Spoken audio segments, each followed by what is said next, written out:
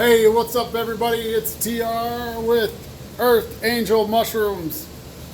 Wanted to go over some more good information that I've figured out over the last several years of me growing mushrooms, specifically shiitake.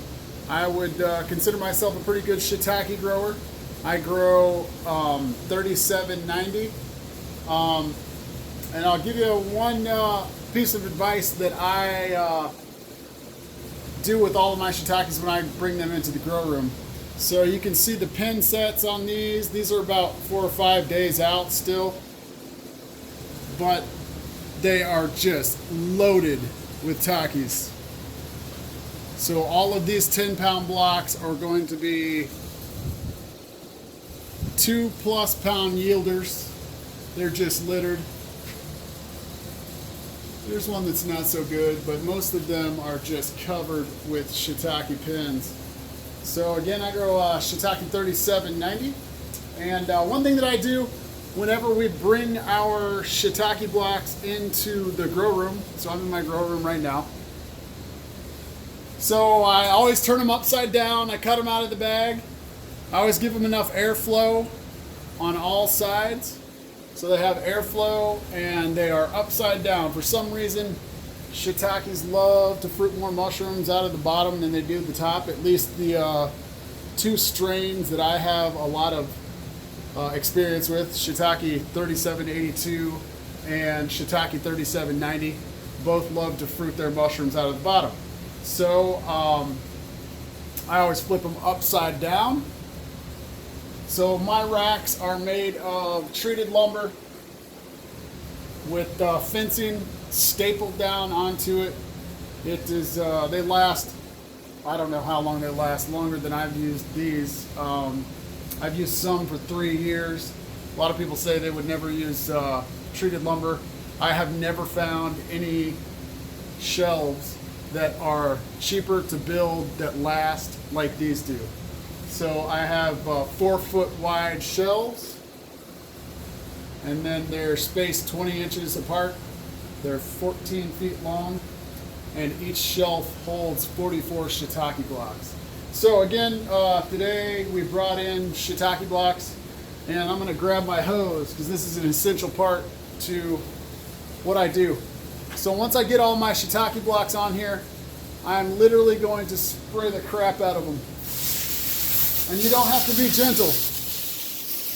And you can see it's knocking off the excess pieces. And you can see that it turns a different shade of brown. So it goes from a light brown, like that, to a darker brown. And then I know that they're coated, or that the water has penetrated that dead bark, as it's called. So I don't know exactly why it helps create an amazing pin set, but I think that it is the microclimate. So that dead bark on the outside, the dead mycelium that's turned brown, actually holds all that water. So it's creating a basically 100% humidity, which is what we want for a pin set. We want a super high humidity, and creates that microclimate around the block. It also, because I spray these for the first couple days until the pins are about a ½ inch or so. So just the first couple days, if you spray them with water, after that, they get all waterlogged, the caps turn dark, and the stems turn dark, and they just don't look good.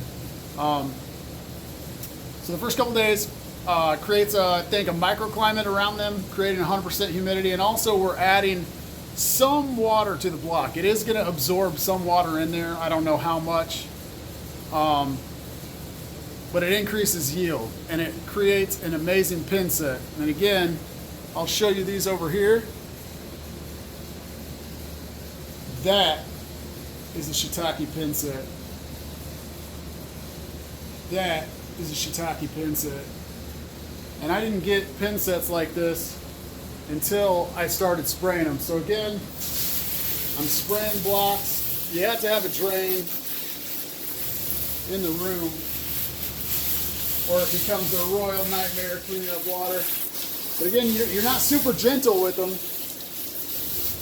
You're spraying the crap out of them to get that light brown, changing it to a dark brown, and then I know that they're coated with water. And I'll do this for the first couple days. Anyway, try it out. You will see yield increases the very first time you do it. And hope you guys enjoyed my video, and subscribe to my channel.